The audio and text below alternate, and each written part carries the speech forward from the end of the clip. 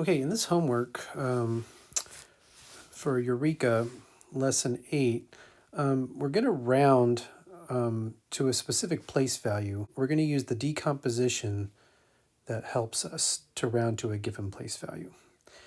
Now, decomposition refers to how we break up a number into units by its place value. So, for example, if we take this number and we used it in a place value chart, so 32 and 697 thousandths, it would look like this. We'd have 3 tens, 2 ones, 6 tenths, 9 hundredths, and 7 thousandths. By using the place value chart, we've already, in a sense, decomposed the number into different units. So these units are tens. There's 3 tens right now. These units are ones. And there's 6 tenths. And there's 9 hundredths. And there's 7 thousandths. So we're basically using 5 separate types of units when we're making this number. But what we can do is we actually have choices. We can change these tens and we can convert them into ones. And if we did that, there would be 10 ones for each 10. And if we converted them all into ones, then we'd have a total of 32 ones. And then we can still keep 6 tenths and 9 hundredths and 7 thousandths. If we wanted to, we could break it up differently. We could, instead of having tens or ones, we could have the greatest amount of tenths that would fit in this number. If we did that, we would have a total of 326. We would have a total of 326 tenths. If we decided to go with hundredths, then we would have 3,269 hundredths that would fit in this number.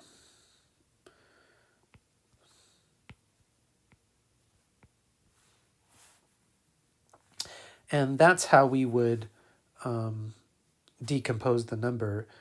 And we want to choose the best decomposition for whatever we're trying to round to.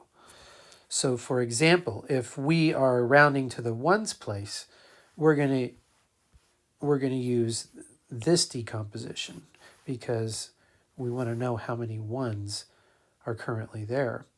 If we rounded to the nearest tenths place, then this would be the best composition, where we would use the number of tenths, and then we'd have our hundredths and thousandths. And of course, at the end, we would, if we chose to round to the nearest hundredth, then we would decompose the number like this to help us round the number. Okay, so now let's use that idea in the problem itself. So it says, write the decomposition that helps you when you round to a given place value. Draw number lines to explain your thinking. Circle the rounded value on each number line. So in the first one, we're going to round to the nearest tenth. Oops. We're going to round to the nearest tenth.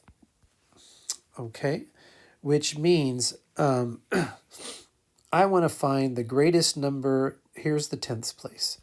I want to find the greatest number of tenths in here and use that to help me round. So I'm going to draw my number line. And if I look at, and I look at this number and I want to ask myself, what's the greatest amount of tenths that I can fit in this number? And what I like to do is I like to underline all the digits that go up to the 10th place. And there's 3 of them. There's a 3, 2, and a 6. So I have 326 tenths.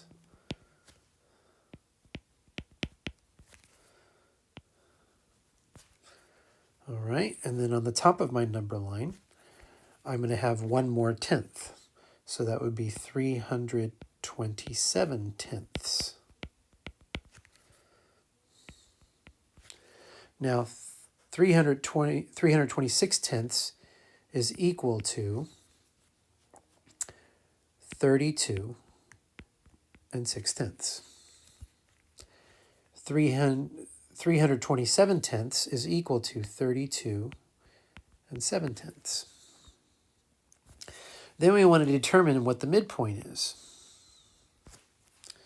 Okay, so what is in the middle of 326 tenths and 327 tenths? Well, that would be 326 tenths. And to get in the middle, we'd have to add 5 hundredths. And 5 hundredths.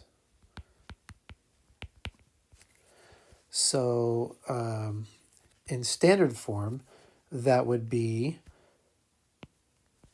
32 and 65 hundredths. So this would be the midpoint. Now, from that, now that we know the midpoint, we can determine where this number would belong on the midpoint.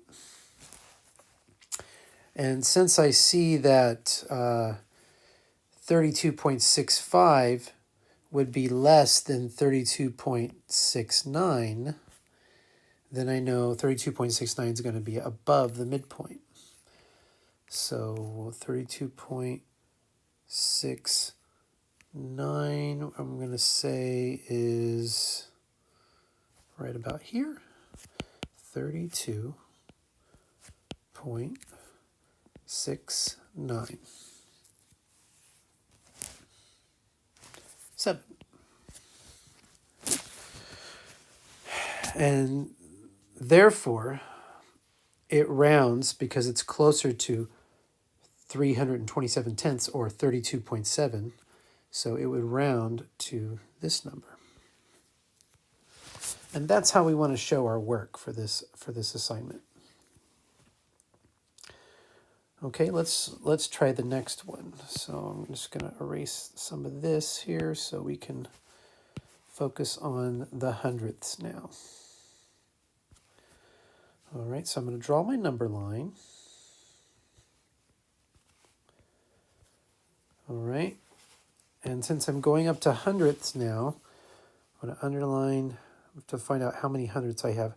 There's 4 digits up to the hundredths place, so that's 3,269 hundredths.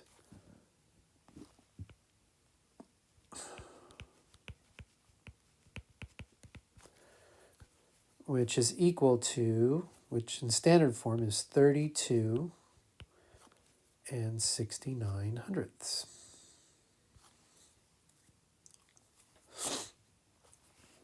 All right. One more hundredth than that would be 270 hundredths.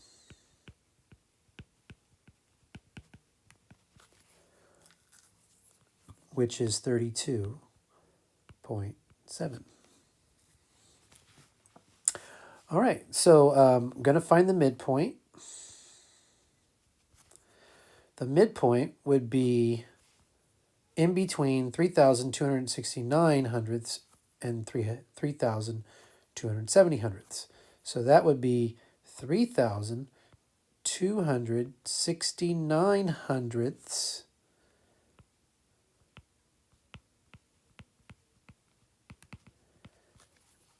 and then I'm going to have to go to the next place value to be in the middle between 69 and 70. So I'm going to add on 5 thousandths because thousandths is next to hundredths to the right.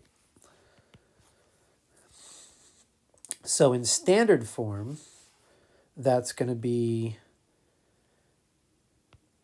32 and 695 thousandths for my midpoint.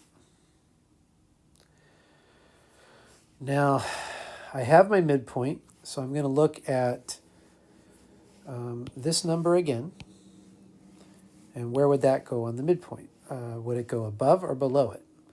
I would go above it just barely, and I'd have 32 and 697 thousandths.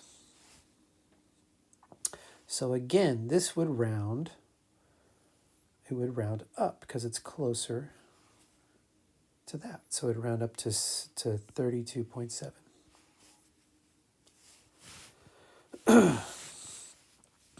All right, so now we're going to round to the nearest 1.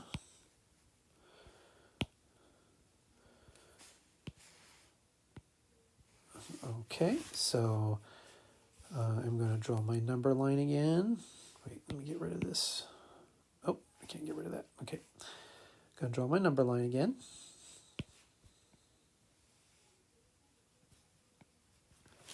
Now that I'm rounding to the nearest 1, I'm going to see, well, how many 1s do I have in here? I have 32 1s I can fit in this number, the greatest amount of 1s. So I'm going to write 32 1s.